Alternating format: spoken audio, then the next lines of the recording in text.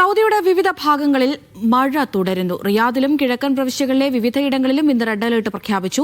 വടക്ക് പടിഞ്ഞാറൻ പ്രദേശങ്ങളിൽ മഴയ്ക്ക് ശമനമുണ്ട്. സൗദിയുടെ വടക്കു പടിഞ്ഞാറൻ മേഖലകളിൽ ഉണ്ടായ വ്യാപക മഴയ്ക്കുശേഷമാണിപ്പോൾ കിഴക്ക് ഭാഗത്തും മഴ ശക്തമാകുന്നത്. റിയാദിലും കിഴക്കൻ പ്രവിശ്യകളിലെ പല സ്ഥലങ്ങളിലും ഇന്ന് റെഡ് അലർട്ട് പ്രഖ്യാപിച്ചു. അൽമജ്മ, ഷക്ര തുടങ്ങി റിയാദിന്റെ വിവിധ ഭാഗങ്ങളിലാണ് മഴ ശക്തമാകുന്നത്. ദമാം, ഖോബാർ, ജുബൈൽ, ഹഫ്രൽ ബാത്തിൻ തുടങ്ങിയ കിഴക്കൻ പ്രവിശ്യകളിലും ഇന്നലെ രാത്രി മുതൽ റെഡ് അലർട്ട് നിലവിലുണ്ട്. അൽ ഖസീമിലെ വിവിധയിടങ്ങളിലും മഴയെത്തി. മക്കയുടെ ഉയർന്ന പ്രദേശങ്ങളിലും തെക്കൻ അതിർത്തി പ്രദേശങ്ങളിലും നേരിയ തോതിൽ മഴയുണ്ട്. സൗദിയിൽ മഴയ്ക്കു പിന്നാലെ തണുപ്പും വർദ്ധിച്ചു. തുറൈഫിൽ ഇന്ന് രേഖപ്പെടുത്തിയ ഏറ്റവും കുറഞ്ഞ താപനില 2 ഡിഗ്രിയാണ്.